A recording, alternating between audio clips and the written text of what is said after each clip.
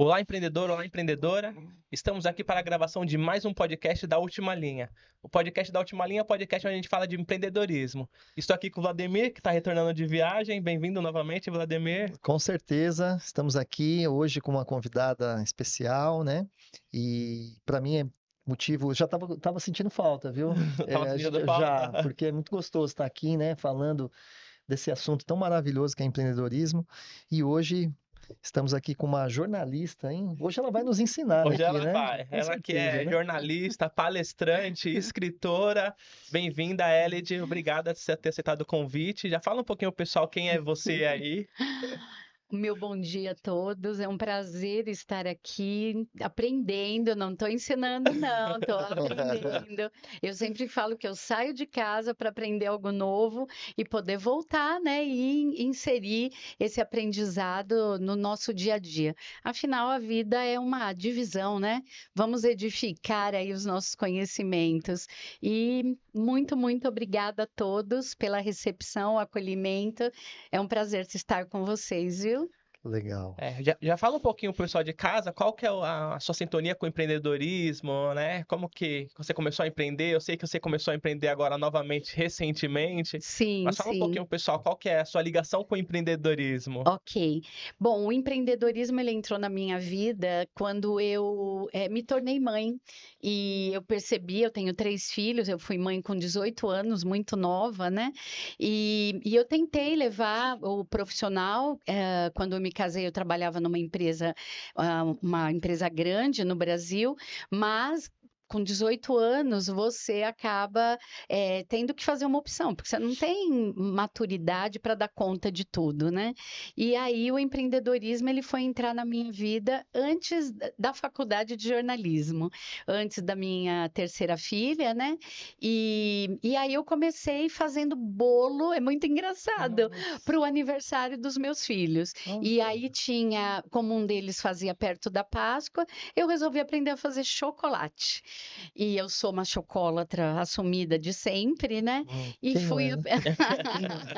Você sabe que eu já conheci pessoas que falam, não gosto de chocolate. Por favor, dê sua parte para mim, né? Nossa, deixa pra nós, né? Deixa. Então, e aí eu fui aprender a fazer. Eu lembro que as latinhas de leite condensado vinham com receitas que tinha bolo atrás com foto. Então, uma carinha de palhaço, um guarda-chuva.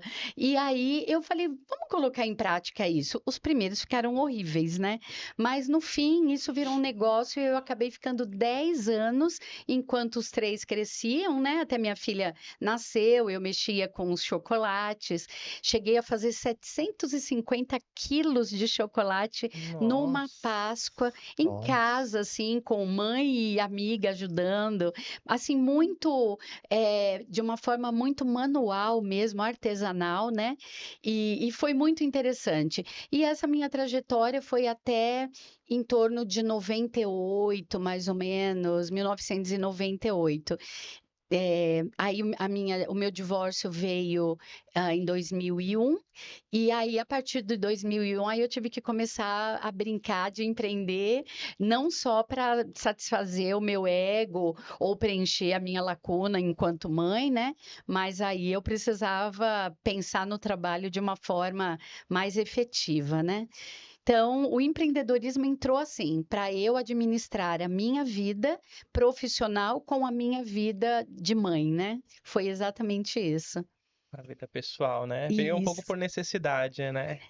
Então, Naquele momento. a necessidade era de ter o meu trabalho pessoal, porque ocupação, né? Se ocupar. isso, A necessidade financeiramente de eu se não ocupar. precisava. Sim. Então, aí depois eu cheguei a montar uma cafeteria, cheguei a ter 8 funcionários no total. Então, foi assim, muito interessante. Foi uma experiência maravilhosa. Só que quando eu me divorciei, como eu já tinha muita experiência na área de alimentos e até eventos, porque eu também cheguei a ter um buffet infantil, prestação de serviços, aí no início dos anos 2000, a hotelaria estava bombando. E eu falei, por que que eu não vou fazer hotelaria para eu me especializar no que eu já sei, né? E aí eu já tinha feito jornalismo, mas ainda não era o momento de atuar porque minha filha era pequena. Sim. E o jornalismo é maluco, né? E aí eu acabei entrando para a hotelaria, trabalhei 7 anos na área hoteleira, com eventos, né? Até que eu falei, chega, não aguento mais final de semana, né? Não tem vida, né? Não tem vida, feriado, final de ano. E aí 7 anos foram suficientes para ter bastante experiência nessa área. E aí eu voltei para o corporativo. E fiquei um tempo, e daí 2012 eu me desliguei do corporativo e acabei voltando definitivamente para o jornalismo mesmo. Bora empreender no jornalismo. E como que é empreender no jornalismo, né? Não Olha, é fácil, acredito eu, né? não é fácil porque eu acabei entrando um pouco mais velha na área do jornalismo, né? Então eu já estava lá na fase dos meus 40 e poucos anos. Então as oportunidades elas se fecham porque o mercado ele quer pessoas no máximo até 28 anos para você iniciar. Ou você já tem uma trajetória, ou você vai ter muita dificuldade para você dizer que mesmo na faixa dos 40 você tem talento, experiência e todo um jeito para poder fazer aquela coisa diferente com a sua experiência. Então, não foi fácil. Eu voltei para o jornalismo como redatora em uma revista de São Bernardo da área de turismo e foi maravilhoso, porque aí eu fazia pautas também para a revista, viajando no interior de São Paulo, e era em parceria com uma agência de turismo, né? E era muito legal.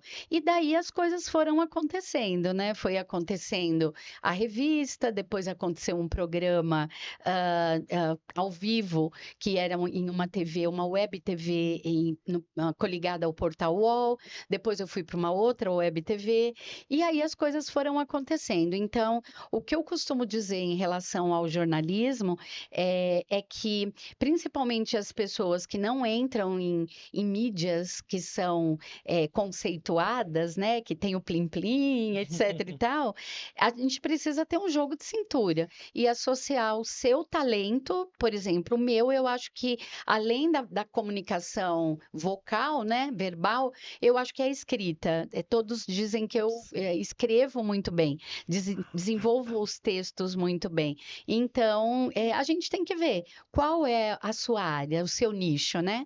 E realmente associar o seu talento com todo esse lado digital hoje, né? Que hoje o que realmente entra em voga é a comunicação digital, né? E se você olhar, né, hoje, para quem empreende, uma coisa, se você tem as suas redes sociais, Uhum, você coloca textos e você coloca uma imagem, é uma coisa. Agora, quando você fala, sim, dá uma conexão automática, então sim, muda todo o jogo. Então, você pode, se você colocar lá, né? Eu falo porque tem algumas postagens que eu faço, que às vezes eu coloco um texto que eu achei muito legal, sim, né, uma frase bacana de alguém, uhum, dá uma certa engajamento, visibilidade, né? isso, Mas quando você fala, quando você expressa, e às vezes você acha que as pessoas nem estão te ouvindo, você fala, não tem muita gente. Aí você fala, oh, cara, aquele vídeo que você colocou, que legal que você falou, cara, que interessante. isso, E aí você vê. Então, e assim, né, você falou do lance das mídias convencionais, né? Os uhum, plim-plims da vida. isso, Hoje você vê que já não está dando mais o engajamento que dava, né? Antigamente você tá exatamente, numa mídia dessa era sim. status total. Hoje você vê que a internet ela veio para mudar todo esse jogo, né? Nossa, Que e as mudou totalmente. possibilidades, né? São muitas possibilidades que, de repente, as TVs abertas, até mesmo a fechada, ela tem um limite, né? E na internet a gente é um mundo sem dono, né? É um espaço sem dono, que a gente precisa ter muito bom senso, o que realmente vale a pena, quem vale a pena seguir, porque hoje uma das profissões mais divulgadas é influencer. Então eu brinco, não quero ter esse título, porque ele é muito genérico, né? Então você precisa ter muito cuidado, mas infelizmente é o que está fazendo muita gente ganhar muito dinheiro com coisas que têm público. Sempre vai ter público pela quantidade de seguidores, né, e de pessoas disponíveis para seguir essa ou aquela pessoa. E quando você começou a empreender no jornalismo, eu acredito que não tinha todo esse impulso da internet que a gente tem hoje, né? Não, eu estou falando de 2012, né? Então, em 2012 eu já tinha um blog, e o blog era uma das ferramentas mais utilizadas para quem queria se expor. Não tinha Instagram, né? Eu não lembro se na época era Orkut ou já era Facebook, acho que não era. saberia dizer, mas eu fazia uso, né, de ambas as ferramentas, independente de qual era, mas assim, eu achei que e aí o blog deu super certo. Só que eu nunca monetizei. Nada do que eu fiz eu nunca monetizei, porque não era o meu trabalho primordial, eu não vivia daquilo. Então a minha história era escrever, e eu fazia todos os meus textos que eu escrevia. Hoje eu devo ter em torno de mais de 1000 textos lá no meu blog. E tadinho, ele anda sozinho, criança cresceu, virou adolescente, tá lá caminhando Adulto hoje. sozinho. E aí eu divulgava no LinkedIn, que era uma plataforma que eu movimentava muito naquela época, e era muito interessante, porque eu entrava com textos que tinham o conteúdo das ferramentas da gestão Disney. Então eu falava de encanto, de sonho, de atingir objetivos, e era motivacional, de uma outra forma, né? E as pessoas adoravam o que eu escrevia. Sim. Então era muito, muito legal. Então eu me dediquei alguns anos ao blog, mesmo sem monetizá-lo, mas aí chegou num ponto que ele acabou virando um programa, né? Um programa em web TV, e ele tá lá. Hoje tá caminhando sozinho, tá meio órfão de mãe, mas foi um lado que naquela época fez muito sentido para mim. E qual que é o nome desse blog? Até para quem está nos assistindo. Sim, Estação L de Bem com a Vida.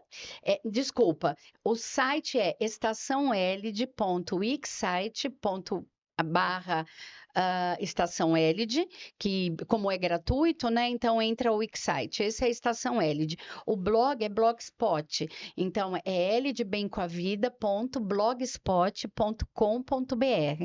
Tá. E esse Blogspot, esse meu blog, né? Ele tem mais de 500 mil acessos. Tem até um globinho lá que mostra para as pessoas, né? E nós temos mais de 100 países que já nos visitaram. E aí eu tenho um tradutor, né, do Google mesmo, que Da língua da pessoa. Da língua da pessoa, sei lá, indiano, russo, é só você colocar que vai ser traduzido. E eu também tenho um busca-tema.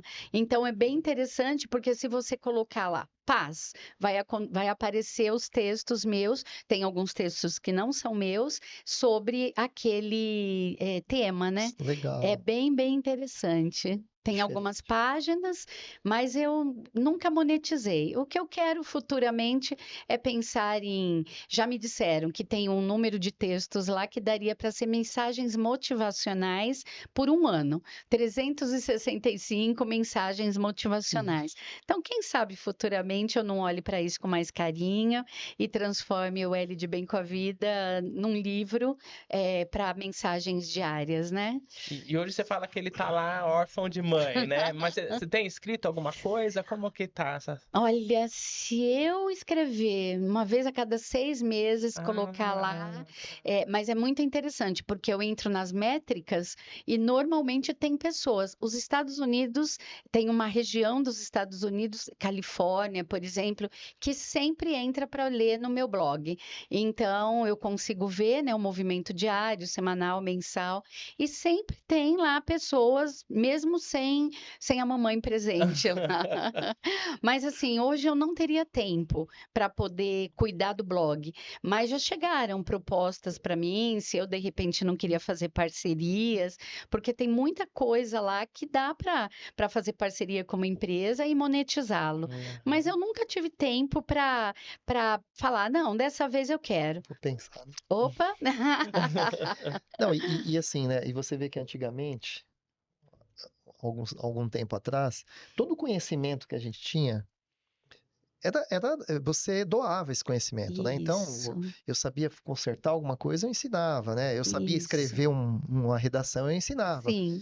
Aí alguém teve a brilhante ideia de monetizar. Aham. Brilhante em alguns aspectos, porque Sim. hoje tudo é vendido, né? Então, Sim. tem hora, hoje acabou aquela generosidade. São poucas pessoas que pensam no outro, né? Aham. Mas assim, no grau de conhecimento, de repente, no nosso grau de conhecimento, Edu, perto de escrever um texto, de escrever uma redação, perto da LG, eu tô lá no 1, 2. E você talvez tá lá. E você com certeza tá no 5, 6. Então, você tem muito a acrescentar para nós e para muitas pessoas. Talvez eu tenha algum outro tema que eu tenho muito a acrescentar na sua. Então, todo mundo, todas as pessoas. Eu falo que todas as pessoas, elas têm algo que ela conhece, ela domina e que outras pessoas precisam desse conteúdo. Então, ela precisa só abrir a boca, perder a vergonha Isso. e falar, né? Exatamente. Porque se você pegar, quando a pessoa tem vergonha, se você consome um conteúdo que não é legal, né? De repente eu estou consumindo um conteúdo que fala muita bobagem. Eu tenho vergonha de falar, de me expor na rede social, por quê? Porque o que eu sigo, as coisas que eu vejo, eu falo, nossa, que. Agora, se você faz algo, ou se você segue pessoas que têm conteúdos bons, Sim. isso te motiva a criar conteúdos bons. Então, quem tem vergonha hoje de falar em público, de se expor na internet, é justamente a pessoa que talvez ela não está consumindo um conteúdo bom. Sim. Então, ela olha aquilo e fala, nossa, que mico, eu não teria coragem de criar isso aí. Mas se você criar um conteúdo bom, se você consome conteúdo bom, você vai Sim. criar conteúdo bom, né? É muito interessante porque acho que 2016 eu desenvolvi o projeto Eu, Nós, Eles Redação. E eu sou voluntária numa instituição em Santo André que já tem 30 e poucos anos. São 4 unidades na mesma quadra, né? E é muito interessante assim, o trabalho que eles fazem a partir de 0 meses, 0 anos, vamos dizer assim, até a idade adulta. Então, é de 0 a 6, depois é de 7 a 14, sempre o ensino complementar, né? A criança vai para a escola pela manhã e depois passa a tarde lá. Aí depois eles tinha uma parceria com uma agência grande de turismo até a pandemia, depois eles deixaram, mas foram anos de patrocínio, assim, a partir dos 14. Então tem um centro de treinamento que eu desenvolvi esse curso, e depois tem a creche de idosos. Então, por exemplo, os filhos vão trabalhar e eles podem deixar no centro-dia, que é para passar o dia, os idosos, nessa creche, vamos dizer. E chega no final da tarde, vai buscar. E esse curso que eu desenvolvi, que é o Eu, Nós, Eles, Redação, foi exatamente com isso, porque eu acredito muito que quando nós temos facilidade em alguma coisa e já dominamos essa área, se nós desenvolvermos uma técnica para ensinar para o outro, e se puder ser para quem tem menos recursos do que nós, a gente vai fazer muita diferença. Sim. Porque a gente essas pessoas acabam não tendo a referência, muitas vezes, dentro de casa, presença paterna, materna, às vezes fica mais tempo na rua. Então, eu desenvolvi esse curso. E nesse curso, eu trabalhava os talentos. Apesar de falar sobre técnicas de redação, eu trabalhava a oratória. Então, como se trabalha a oratória nesse assunto, nesse tema que você tocou? Não adianta eu pedir para a pessoa falar, num primeiro momento, sobre algo que ela não domina. Então, por exemplo, um adolescente, na última turma que eu tive, tinha um adolescente que ele era tímido para ir na frente, mas ele era um desportista na área de judô. Então, tá bom, então vem dar uma aula de judô pra gente. Fala os princípios do judô. O menino deu uma aula maravilhosa. E aí tinha uma outra que dominava o espanhol, fazia aula de espanhol espanhol. E não sei se tinha família, não lembro dos detalhes. Mas, por exemplo, vem dar uma aula de espanhol pra gente, fala como é que é, como que eu falo bom dia, como que eu falo. Cria você uma aula. Quando a pessoa inicia a oratória dela, que seja para o espelho, sabe? Para a câmera do celular, É. falando alguma coisa que ela domina, a gente tem muito mais segurança. E aí, essa minha técnica da oratória entrou no meu curso, e o meu maior sonho é poder trazer isso para pessoas que têm menos oportunidades na vida, que façam parte do ensino público, que nem sempre tem uma vertente tão grande de possibilidades de ensino, né? É bem interessante isso que a Kylie traz, porque eu palestro para empreendedores. Eu tenho uma palestra que é para empresários. Eu falo sobre planejamento estratégico nessa palestra, tudo. E eu fui convidado recentemente, há uns meses atrás, para ir fazer uma palestra para adolescentes. Quando eu cheguei lá, eu tava tão nervoso, porque assim, eu falei, o que eu vou falar aqui para os adolescentes? Minha filha ainda ficou colocando pilha, né? Minha filha falou, pá, adolescente não vai prestar atenção, você vai palestrar lá, não é igual palestrar para empresário e tal. Eu fiquei super nervoso. Eu vou palestrar para empresários, eu vou super tranquilo, porque eu já tô habituado já. O dia que eu for palestrar pros adolescentes, a gente sai da nossa zona de conforto, Nossa. né? Mudou totalmente. O Vlad já tá acostumado aí com os adolescentes, né, Vlad? Por causa do Verdade. seu projeto. Mas foi tranquilo, não foi? A palestra, quando você deu ali, foi total. Não, foi. Eles começaram a perguntar tal, só que eu fiquei nervoso do começo ao fim, né? Mas você vê que isso, né, é aquilo que a gente estava falando antes até de começar o nosso podcast, né? São as nossas crenças. Então, Sim. a gente às vezes, a gente está tão preocupado. Hoje a gente vive num mundo tão imediatista, então eu estou tão preocupado com o que vai acontecer, né? Então eu estou pré-ocupado. Eu já começo a me ocupar antes de acontecer. E ele ficou do começo ao fim. Fiquei. Olha que maluco. Fiquei. A minha experiência com adolescentes antes desse projeto é em unidade Senai, que tem os adolescentes, né? E uma das unidades que eu mais palestrei foi o Senai Têxtil no Brás. E aí, de repente, a primeira vez, 650 adolescentes lá no auditório. E aí eu entrei com isso eu tô falando de 2015, 2016. E aí eu entrei a primeira vez, eu falei, ai, Jesus, porque eu sempre escutei dizer que adolescente você não consegue fazê-lo ficar quieto, né? Que eles vão presta falar em atenção. paralelo, não sei o quê. Só que eu sou muito brincalhona, me chamam de palhaça. Então eu levei esse meu de bem com a vida para a palestra. E aí eu descobri que uma das táticas é você trazer o adolescente para você e não você chegar até ele. Ou seja, interagir, fazer uma pesquisa. Então, por exemplo, eu tenho uma palestra minha lá no Senai Têxtil, do Dia Internacional da Mulher, em que eu dou palestra em torno disso. Eu acho que tinha em torno de 500 adolescentes, mais ou menos, lá. E normalmente eu dou de manhã para a turma da manhã e depois eu dou para a turma da tarde, né? Ou para a turma da tarde e para a turma da noite. Eu normalmente fico 2 períodos. E até em setembro eu estive lá no Setembro Amarelo dando palestra para eles.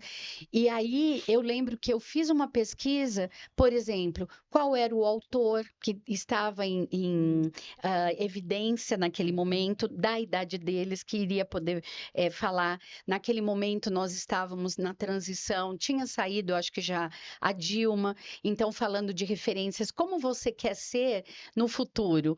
Qual é a referência que você quer deixar, o legado que você quer deixar, como um presidente que passou pelo nosso país e cumpriu o mandato sem ter nenhum escândalo, ou você quer ser lembrada como a presidente que sofreu o impeachment, né?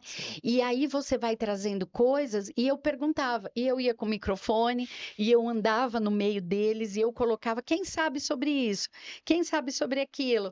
E aí você vai soltando, entendeu? E principalmente, uma das coisas que eu mais gosto é dinâmica, fazer uma dinâmica para fazê-los rir quando começa, porque todo mundo é meio assim, né? Palestra.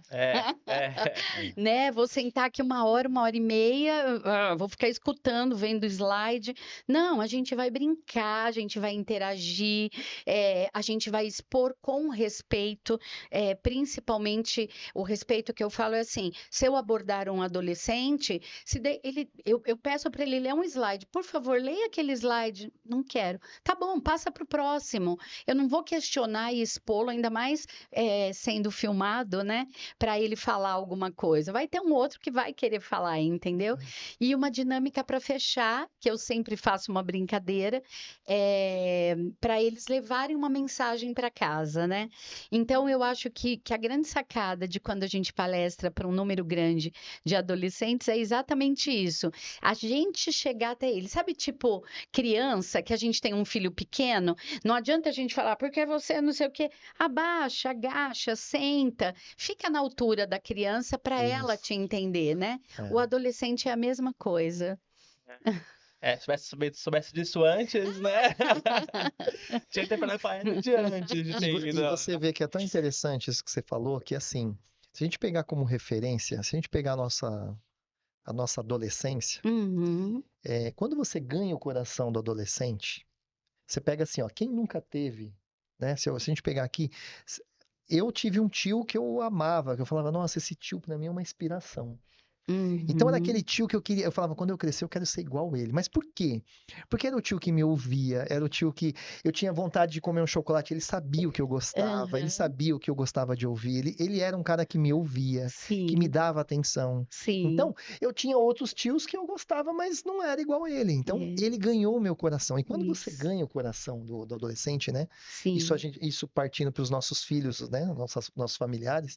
Mas numa plateia que você tá, que tem. Se você ganhar o coração dele, se você interagir com ele, Nossa, se você falar a linguagem dele, sabe? Se você ganha o coração deles. Então, eles vão estar ali com você. Eles vão estar o exatamente. tempo todo com você. Então vai ter 2 horas. Sabe aquela palestra que acaba, né? Que acabou você falar, sério? Faz Mas fila. foi 2 horas falando aqui sem parar. Ai, mas eu queria mais. Você não tem coisa que você quer Não, e mais, faz mais? fila. Quando termina, por exemplo, lá no Senai, né, nas unidades que eu fui, é muito interessante, porque termina a palestra, eles querem tirar foto, do tema que você abordou, eles vêm até você falando, Você tem compartilhando. material, né? O material. Qual é tua página? Eu quero te seguir. Eu tenho pessoas que me seguem até hoje, tipo, quase 10 anos passaram e eles seguem. E eles vêm, uns se emocionam. Então, por exemplo, eu fui fazer um trabalho no Senai sobre bullying. E aí tem uns que se emocionam porque Sim. eles passam pelo bullying. Pula. Eu fui Setembro Amarelo, então fala sobre suicídio. Ou o próprio adolescente já pensou nisso, ou já perdeu o familiar que passou. É. E assim, e uma coisa muito legal, Du, para poder levar para os adolescentes, sua próxima palestra para adolescentes, é você contar coisas que têm a ver com a história deles. Então, por exemplo, no meu caso, eu fui filha de alcoólatra, eu perdi meu pai com 14 anos, e era alcoólatra, faleceu de cirrose alcoólica, né? Eu casei com 18 anos, então eu fui mãe adolescente e mudou totalmente a minha vida. Eu sou uma filha adotiva, então eu passei por, quer dizer, agora eu não sou mais porque eu encontrei através de um teste de DNA a minha família biológica faz 2 anos. Mas assim, eu passei. Então, por exemplo, quando você fala de tio, a minha referência era uma tia que era loira, assim, da pele muito clara, e eu punho o braço do lado dela e falava, eu sou da cor da tia Cici. E porque a identidade era tamanha, É. e a minha mãe não era uma pessoa tão vaidosa, com detalhes. A minha tia não. Ela cuidava do cabelo, ela cuidava da roupa, ela queria usar sapato de salto alto. E ela conversava comigo no meu nível. A minha mãe não, era aquele negócio general, né? É. Educar, educar. Então, esse negócio que você falou de tio é muito interessante É. isso. Muito mesmo. Faz todo sentido, né? Interessante que eu fui convidado para palestrar lá, era uma feira de profissões. E aí eu ia falar sobre administração, aí tinha um médico, só que eu pensei que todo mundo ia palestrar para todos os alunos. E aí Certo. quando chegou lá, não, cada aluno escolhia qual a profissão que queria ir, cada um estava palestrando numa sala, e a sala que eu tava, que era sobre administração, é a sala que estava mais cheia. Olha que Olha legal. Né? E aí só. aconteceu isso, quando terminou, que eu terminei de palestrar lá, alguns alunos veio conversar comigo, querer Isso. saber mais, falou, não, acho que é isso mesmo que eu quero, queria tirar outras dúvidas com Olha, você. eles se identificaram com você. identificaram. É muito legal. A minha paixão primeira é palestra. Se eu pudesse, eu não sei se eu daria palestra todo dia, porque é uma doação, né? É, Assim, em termos de energia, você sai de lá, sabe? né? Porque é uma doação, a adrenalina vai lá em cima. Mas, assim, eu gostaria muito de ter muito mais palestras no meu mês, como era antes da pandemia, né? Porque é uma troca muito interessante, muito interessante. Você fala de energia, né? Eu fui numa palestra, um desses artistas aí, não vou falar o nome aqui, mas é que está em evidência aí. Uhum. E ele falou uma coisa que eu achei muito interessante. Ele falou: você sabe por que que é mais caro quando você paga logo na frente? Você pode ver, as primeiras cadeiras Uhum. sempre o valor é Isso, maior, né? isso. Então, conforme você vai indo para o fundo, ela vai ficando. Ele falou assim: sabe por quê? Isso é provado, isso é cientificamente comprovado, que 7, 8 metros, toda a minha energia, quem estiver perto de mim, dentro desses 7 metros, a Uhum. pessoa absorve mais. Olha só. Então, por que que eu tô perto? Ele fala: quem paga aqui, quem tá aqui do meu lado, essa energia que eu tô, ele tá transparecendo, ele tá absorvendo essa Sim, energia. sim, Não que o outro não esteja, mas sim. quem tá próximo tá absorvendo muito mais. Olha Então, para só, você ver como a que sua energia, como interessante. isso é científico, é algo É, assim que é comprovado. Então, olha que interessante, né? Então, se você realmente está assim, entrando para um nicho, você está mergulhando de cabeça, quanto mais você interagir, né? Quanto mais você. Eu falo que tudo que você foca expande. Então, tudo que eu sim. focar. A história do bolo no forno, né? É, Vai deixar o bolo lá no forno sem olhar nos 30 minutos lá, colocar o palitinho para ver se ele tá bom. fica Foque. vigiando ele, né? Tem Fica que ali vigiar. focando e olhando Isso, ele. para não queimar, para não passar do ponto, né? É, Então, eu sempre falo do bolo no forno. com certeza. Ô, Elid, e a gente fazendo palestras, tudo, falando um pouco da última linha, a gente resolveu criar a última linha justamente para poder melhorar a última linha dos empresários ali, né? E eu Sim. vejo você falando muito do de bem com a vida, de bem com a vida. E quando surgiu esse de bem com a vida? Olha, é muito engraçado, porque mesmo desde pequena, pressentindo, vamos usar esse termo, que tinha alguma coisa que eu era diferente, em termos de pele, de estrutura física, de cabelo, da minha família, das minhas primas. Então eu sentia desde pequena, apesar de só ter sabido que eu era filha adotiva aos 15 anos, 15 para 16 anos, de uma forma toda torta lá. Uma pessoa veio e pum, você é filha adotiva. Mas assim, eu sempre fui de bem com a vida. Então eu era uma criança muito risonha, uma das referências que as pessoas tinham desde pequena era sorrindo. Eu lembro que a família dos meus pais, do meu pai era Matão e Araraquara, e da minha mãe era São José do Rio Preto.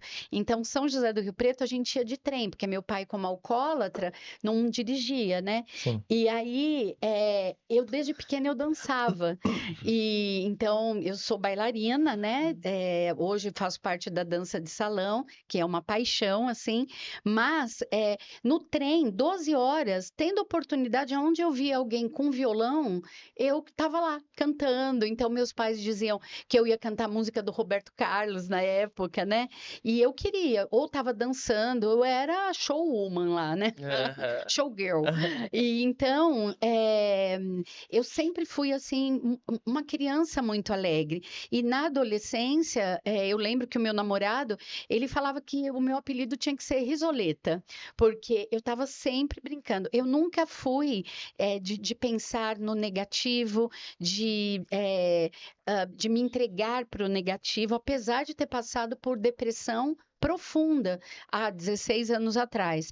Mas, assim, no tratamento, por exemplo, oncológico, que foi em 2014, o meu projeto de Bem com a Vida foi o momento que mais bombou, porque até na quimioterapia eu fazia vídeos, né, que eu estava mostrando o outro lado da história, porque eu acho que a gente não tem que dar mão para os problemas, a gente tem Isso. que pensar no que vai vir depois, né? Então, Então, o De Bem com a Vida foi vamos dizer assim, eu adotei algo que falavam para mim. Imagina a Elide com depressão, imagina a Elide com isso, imagina a Elide com aquilo, porque todo mundo me vê sempre de bem com a vida. E a gente sabe, somos seres humanos e lá a gente tem os bastidores, que a gente acorda mal, que a gente tem dia que não quer interagir com ninguém, não quer ver rede social, não quer nada, né? Às vezes não quer nem tirar o pijama. Passo e passei por tudo isso, né? Mas assim, tem um exemplo que eu vou dar que eu acho que vem daí o De Bem com a Vida. A minha mãe adotiva, ela contava que na época não foi, eu falo contava porque ela faleceu em 2015, mas não furava a orelha das meninas no hospital, mas ela queria que eu tivesse um furo na orelha. E aí, acho que eu tinha meses e ela levou para uma pessoa lá que ela conhecia para furar minha orelha. E segundo ela, a história que ela contava desde pequena é que ela falava assim, a pessoa furou e eu chorei muito, né? Porque eu acho que deve ser uma dor. Eu nunca mais furei a orelha, mas deve ser desconfortável. E aí, eu chorando, ela virou e falou assim: dá um sorrisinho para tia. E eu parei de chorar e sorri com a dor que eu estava sentindo. Então, cada vez que perguntam para mim do L de Bem com a Vida, vem essa história: dá um Sim. sorrisinho para tia, entendeu? Mesmo na dor, né? Então, eu acho que não vou dizer que foi isso que me mudou, mas isso é muito significativo na minha trajetória, nas histórias que contavam, né? E eu acho que eu sou meio assim. Mesmo na dor, eu procuro estar sorrindo, eu não quero que ninguém me veja para baixo, de cara fechada. O Du me viu há 2 semanas atrás com um pouco de dor, administrando num curso que fizemos, né? Passamos uma semana inteira juntos, então teve dia que eu não estava nem falando, porque era administrar a dor. Eu tenho uma prótese na coluna de um acidente que eu sofri, e realmente ficar sentada quase 12 horas no dia, todos os dias, foi um desafio para mim. Sim. Mas, assim, se não tivesse no curso, ninguém ia me ver quietinha daquele jeito, não. Sempre levando a vida leve, tenta levar a vida leve, né? A gente tenta, né? A gente tenta.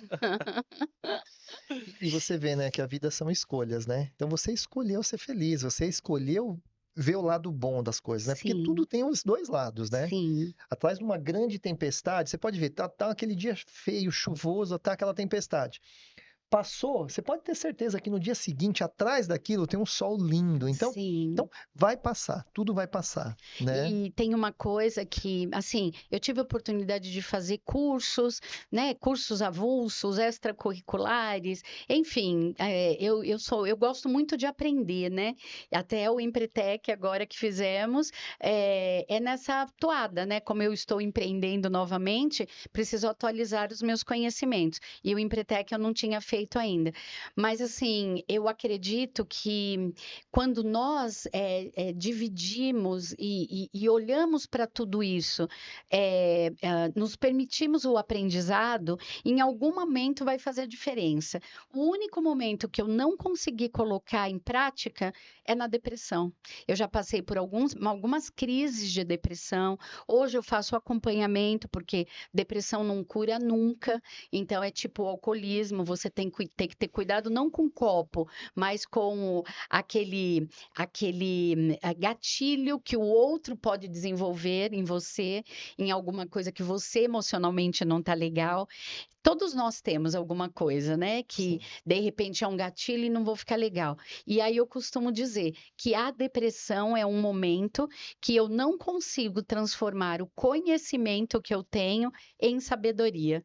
Eu emburreço quando às vezes que a depressão pegou. Então não adianta você vir dizer para mim, olha, reage, vai para academia, vai não sei para onde, vai até para viajar, que é a minha paixão.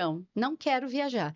Eu quero ficar ali quietinha e todos os conhecimentos que eu tenho, eu não consigo transformar em sabedoria. Então, da minha trajetória de vida inteira, foi o único momento que eu percebi que eu emborreço, que eu não consigo colocar em prática. Mas ainda é um aprendizado, né? E a gente continua estudando para aprender isso. E como que funciona essa questão da depressão, né? Eu não sei se eu já tive alguma crise de depressão, se eu tive, eu não sei, né? Mas como que funciona, assim, a cabeça mesmo? Você sabe que tá dentro de uma crise de depressão? Você não sabe, só tem conhecimento depois que sai? A primeira crise eu tive em 2008. Eu tinha acabado de me desligar da Ford e eu adorava o que eu fazia. Teve a crise de 2008 nos Estados Unidos. Eu era terceirizada e aí a empresa que eu estava teve um corte e eu fui uma das pessoas cortadas. E para mim foi muito triste, porque foi o primeiro corte na minha vida. Eu nunca tinha sido demitida, né? Uhum. Mas os médicos dizem que talvez a depressão ela já tenha vindo na minha trajetória de vida em função das brigas que tinham os meus pais, por causa do alcoolismo do meu pai. A minha mãe era uma pessoa, eu costumo usar o adicto, né? O adicto normalmente, então você convive com uma pessoa que é alcoólatra e você passa a ser alcoólatra. Não, minha mãe nunca bebia nada, nunca fumou, nunca nada. Mas eu digo de ser adicta porque ela vivia em função do meu pai. Então, ao invés dela buscar mecanismos que tirasse ele, ela entrava no No mundo mecanismo dele, dele. no mundo dele, mesmo não fazendo uso de nenhuma, de nada, de drogas, de álcool, né? Alguma coisa assim. E aí, então, os médicos dizem que desde criança, então, a adoção, o alcoolismo do meu pai, depois eu engravidei, então minha vida mudou totalmente, apesar de nós termos uma condição de vida legal, mas assim, mudou, era muita responsabilidade, né? Sim. Então, eles acreditam que apesar do primeiro diagnóstico ser 2008, que eu já Foi já sendo uma trazia soma isso, ali, né? aquela gotinha, né? Foi sendo uma E soma. 2008 o copo transbordou. Porém, como eu trabalhava na época na área de eventos e a minha vida era maluca, porque era madrugadas, era finais de semana, sempre festas, eu fazendo parte da dança de salão, né? Então, até o meu social era bastante ativo. O que aconteceu? Eu não aceitei o diagnóstico. Mas tinha uma tristeza em mim tão grande. Tristeza é uma palavra assim, divisor de águas, né, na depressão. Tinha uma tristeza tão grande que uma amiga, que normalmente eu ia para casa dela porque morava em São Paulo e eu em Santo André, e aí quando eu ia para nós sairmos para dançar, eu ficava na casa dela. E a Estela começou a dizer: é engraçado, quando você vai voltar para sua casa, parece que você murcha. Eu não queria voltar para Santo André, eu já estava divorciada, né? E eu não queria voltar. Então parece que lá era o oba-oba, entendeu? A casa dela. Porque sempre que eu ia para lá tinha coisas bem legais. Na minha casa eu voltava para minha rotina, para os problemas, o pós-divórcio, né? Administrar os filhos e tudo que envolve quando você divorcia, né? Tudo, né? E então, eu não aceitava. E o que que eu comecei a fazer?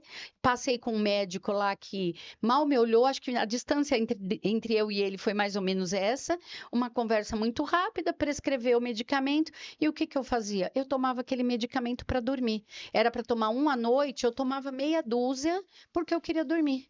E acordava e tomava mais meia dúzia e eu queria dormir. Porque era uma coisa que eu não sabia administrar.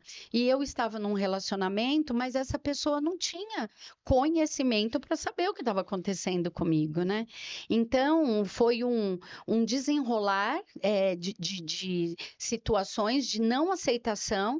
Os meus filhos também não encararam isso como depressão. Então, era assim, como era filha única, uma coisa que fica meio para as pessoas que passam depressão tá querendo chamar atenção, é mimada, é frescura, né? É esse nicho de comentários. E aí, infelizmente, chegou em 2009, em uma crise de pânico, porque eu passei pela síndrome do pânico também. 2 de janeiro de 2009, eu tentei o suicídio e me joguei 5 metros de altura, porque eu cheguei à conclusão que eu não tinha vindo nesse mundo para ser amada. Eu via o amor lá nos casais, eu tinha sido casada há 20 anos. Eu via o amor nos casais, eu via no shopping, eu via no parque, as famílias, mas a família Doriana não existia na minha vida. E aí eu eu tentei o suicídio, essa prótese que eu tenho na coluna e uma placa no tornozelo esquerdo, foi exatamente isso. E de repente eu acordo 4 dias depois na UTI de um hospital, né? Eu fiquei desacordada esses 4 dias e tô aqui contando essa história quase 16 anos depois, né?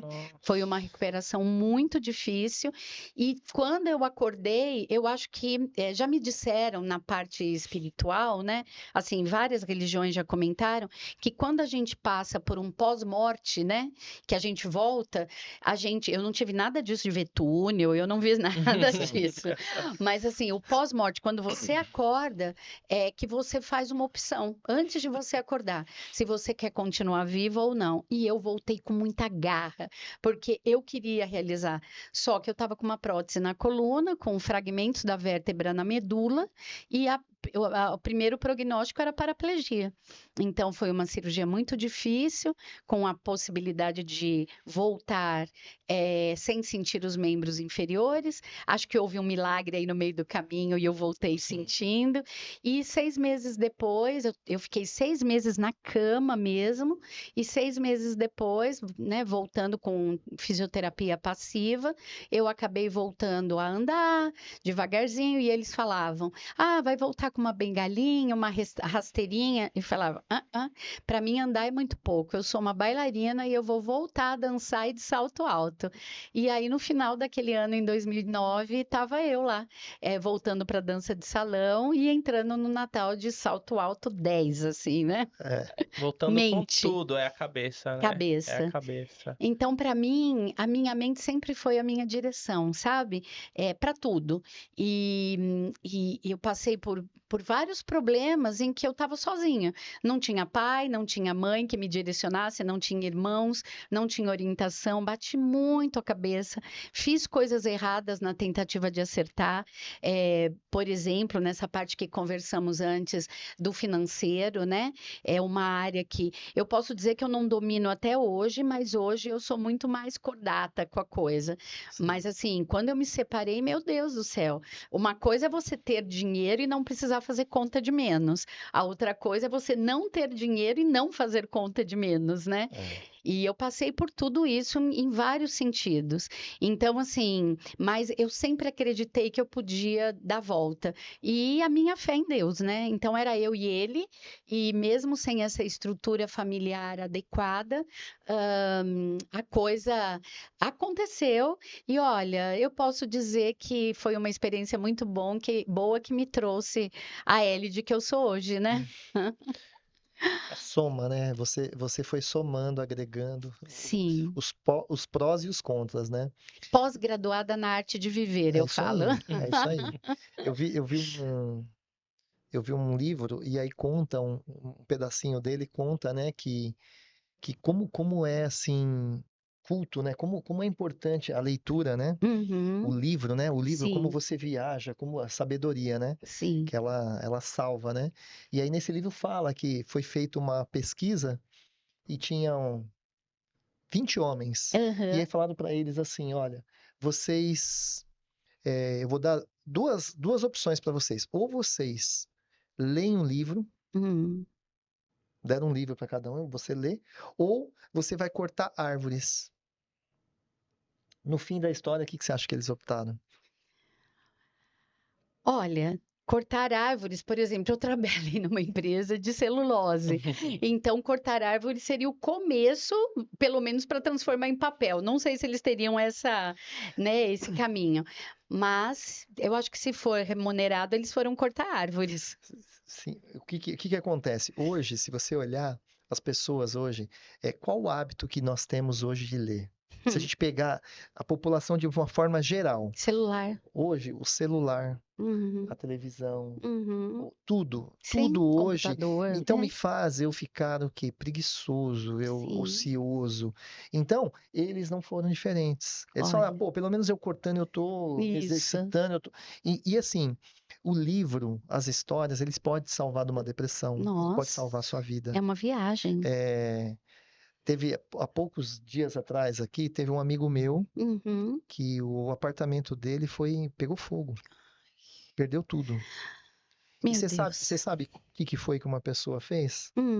Ele, sem saber, ele, pro fogo, imagina se esse estúdio aqui começa a pegar fogo. Qual que é a primeira Nossa. iniciativa que a gente tem? É abrir E sair. para sair, né? Pra gente Não sair, vai pegar mas, câmera, não vai pegar microfone, não vai pegar nada, mas é né? assim, é você sair, mas assim, você abre para de repente a fumaça sair, para Isso. o fogo precisa do quê? Precisa de oxigênio. Oxigênio. Se eu abro a porta, Entra mais Tá dando oxigênio. então o combustível que pro eu tenho que fogo. fazer? Fechar a porta. Sim. Se eu fecho a porta, Uhum. eu diminuo o oxigênio aqui dentro. Uhum. Então, obviamente, esse fogo ele vai parar. Sim. Se eu abro, mas o que a maioria das pessoas faz? Abre a Abre porta, sai janela, abre correndo. porta. Isso. Então ela está dando mais Nossa, combustível. sim. E tem livros que explicam isso. Eu sei porque eu li um livro disso daí, Que vi num livro, né? interessante. Então, para você ver como é importante o livro, e ele é Nossa. libertador, é uma depressão, é um romance. Você fala, eu não gosto de romance, né? Eu vou começar a ler um livro de romance. Às vezes, no romance, você vai ver uma história de amor que o Sim. cara passou, de repente, por uma separação, Sim. e aí você vai ver qual o caminho que ele trilhou. Aí você olha e se fala, meu, deu certo naquela história, pode dar certo na minha vida. Sim. Deu certo fechar a porta no incêndio, pode dar certo Os na vida real. exemplos, né? Então, o livro ele é libertador. Só que Sim. assim, e a preguiça, e a motivação que eu tenho, falar, ler é chato. Mas com certeza, as pessoas que têm um livro, que elas estão muito à frente das Uhum. demais. Então, é muito legal essa sua trajetória, né, com os livros, com a leitura, né? E eu acho que por isso, em função do que você está falando, que os audiobooks eles têm feito tanto sucesso, né? Porque Sim. muitas pessoas colocam no carro. É Então eu isso. vou pegar um trânsito, ainda mais a Grande São Paulo, né? E eu coloco lá um audiobook, 1 hora e pouco, por exemplo, na hora do rush, o ABC para São Paulo, dependendo de onde você vai gastar 1 hora, 1 hora e meia, às vezes até 2, se estiver chovendo, né? Sim. Coloca um audiobook, você está lendo um livro por dia e tem muitos títulos já que já estão gravados em audiobook, né? Mas tem uma coisa que eu gostaria muito de falar, que enquanto você estava falando me veio, é uma historinha sobre valorização, que é uma outra coisa que eu aprendi nos últimos anos, é muito recente isso. Não sei se vocês conhecem, mas vou contar, porque assim, vocês que estão nos assistindo vão poder conhecer essa, vamos chamar de fábula, eu não sei se é uma fábula, mas é uma história que para mim faz muita diferença. Havia um morador em uma aldeia, vamos dizer, e ele estava passando por um momento muito difícil da vida dele, e onde ele era muito crucificado pelas pessoas. Sempre alguém tinha alguma coisa para apontar para ele, porque você, porque você. E lá no alto do morro, assim, vamos chamar daquelas aldeias chinesas, né? Lá no alto do morro tinha um mestre. E aí diziam que aquele mestre tinha resposta para tudo. E aí esse rapaz resolve um dia subir para perguntar para esse mestre o que ele poderia fazer para mudar aquele comportamento das pessoas em relação a ele, porque a maioria das pessoas que ele conviviam apontavam o dedo para ele e de alguma forma criticavam, né? Aí o mestre pegou e falou: "Olha, eu estou muito ocupado, eu não consigo conversar com você agora, mas faz um favor, ó, tirou o anel, pega esse anel e leva lá no mercado. Lá no mercado onde vende peixe, né, vende as coisas, não é para vender, mas vê qual é o valor que você consegue com esse anel." E aí ele pegou ele falou: "Você fazendo isso, você vai me ajudar muito, e aí, quem sabe depois eu consigo ter um tempo." Ele desce lá a cavalo, desce bonitinho, vai lá no mercado e começa a oferecer. Então, vamos falar em rúpias, né? Porque a história vem em rúpias. Então, eu vou, que é a moeda indiana. Quanto você me oferece nesse anel? 2 rúpias. 3 rúpias, 5 rúpias no máximo.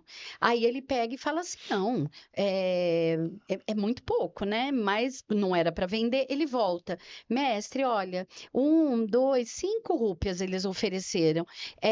Ele falou assim: "Tá, então faz o seguinte, agora você pega e vai na praça, onde tem aquelas pessoas que normalmente vêm de outras cidades, vai ver lá com aqueles mercadores, né? Vai oferecer o anel. Tá. Aí ele chega lá na praça, onde tem os mercadores, aí ele oferece o anel e o cara fala assim: 20 rúpias. 20 rúpias eu acho que tá de bom tamanho. Aí ele volta todo animado: mestre, mestre, olha, eu consegui 20 rúpias no seu anel. Aí ele fala assim: então, mas não é para vender. Só que agora eu vou pedir para você ir num ourives, então, que é o especialista de joias, né? E você leva isso lá para o ourives e pergunta para ele quanto é que ele paga nesse anel. O ourives chegou, olhou, ele falou assim: olha, eu pago 700 rúpias, porém, se você deixar uma semana, eu posso chegar até 1.000 rúpias.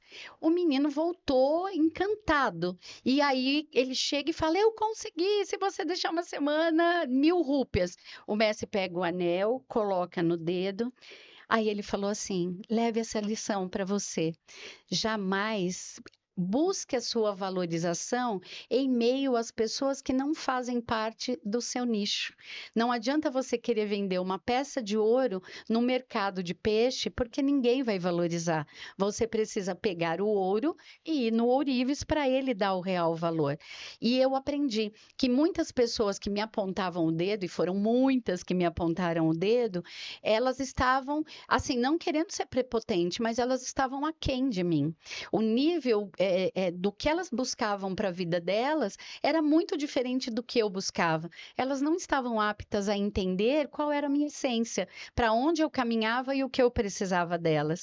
Então, eu acho que no empreendedorismo, a gente precisa ter esse bom senso. Sim. Quem vai valorizar o que somos e o que queremos oferecer? Porque a partir do momento que a gente oferece o ouro para o ourives, a gente tem muito mais chance de ter a valorização do nosso trabalho e do que somos, do que se nós formos vender no mercado de peixe, não desvalorizando o peixe, né?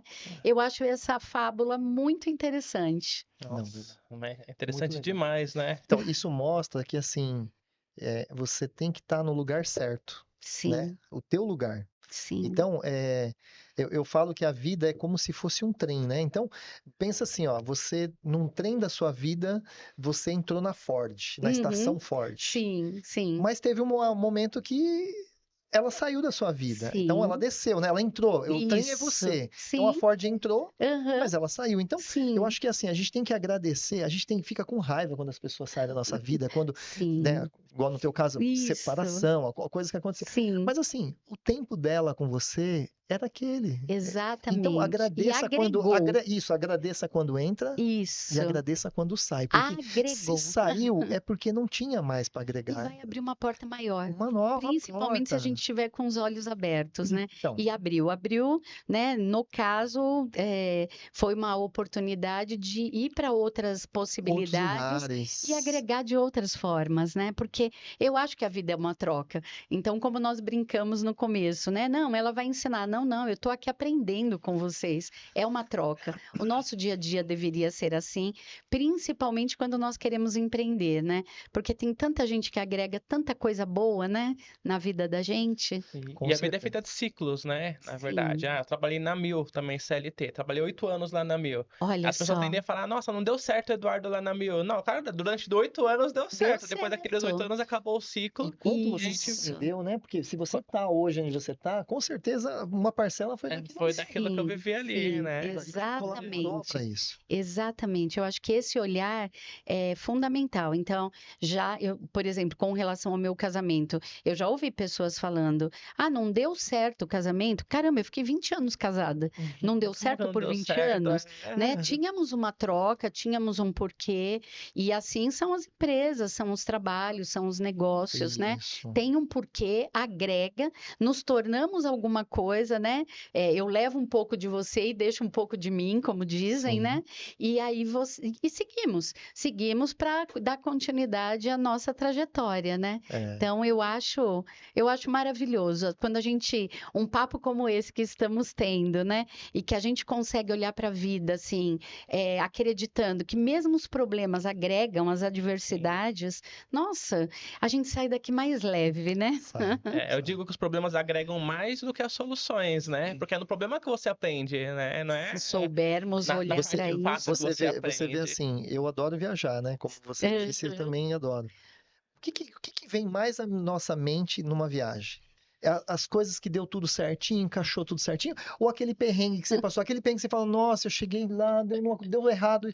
Você pode A ver que os história para perrengues é contar. história para contar, então faz Sim. parte, né? Como é bom que não tenha perrengue? Mas se não tem um perrenguezinho também, não tem muita história, a história fica curta. E aquela história, né, que dizem que muitas vezes a gente, então, sei lá, vamos supor, quero ir para o Nordeste, vou lá para o Nordeste, eu não aproveito nada do que está acontecendo comigo, da minha casa até o aeroporto, do aeroporto até a chegada do ponto, sabe? Nada.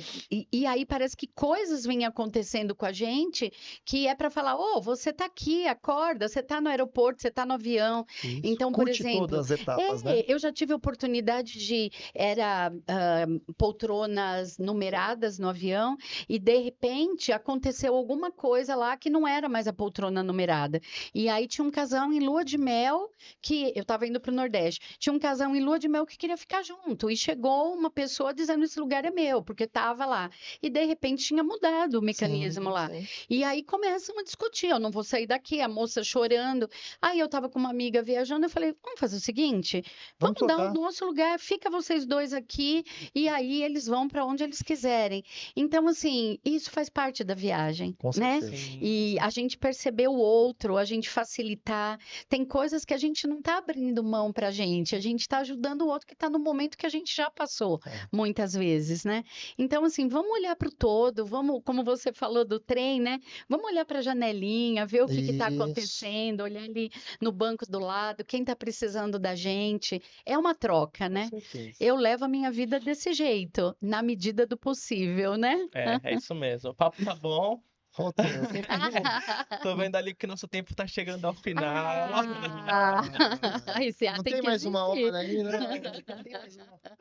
Não, é gostoso, né? Você não voa o tempo, né? Sim, sim. Agora, É. Mas foi muito especial. Queria te agradecer de novo, Ellie, de você ter aceitado. Foi, assim, muito legal esse nosso bate-papo. Teria que ter mais uma hora pra gente ficar batendo papo aqui, né?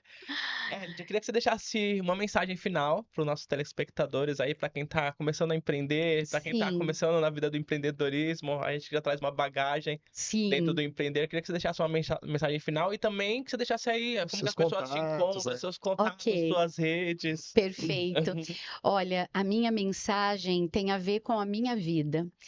Acredite em seus sonhos. Eu acho que ninguém acredita no sonho pela gente, seja na área do empreendedorismo, algum projeto que você tenha na área social, seja lá qual caminho for, o que você escolheu para seguir, né? Nós precisamos saber para onde caminhamos. Então, quando você descobrir para onde você caminha, acredite e não deixa que ninguém diga que esse sonho não pode ser realizado. Eu estou passando por um momento muito bonito da minha vida e ele só está acontecendo que, por exemplo, uma das coisas é o encontro com a minha família biológica depois de 59 anos como filha adotiva.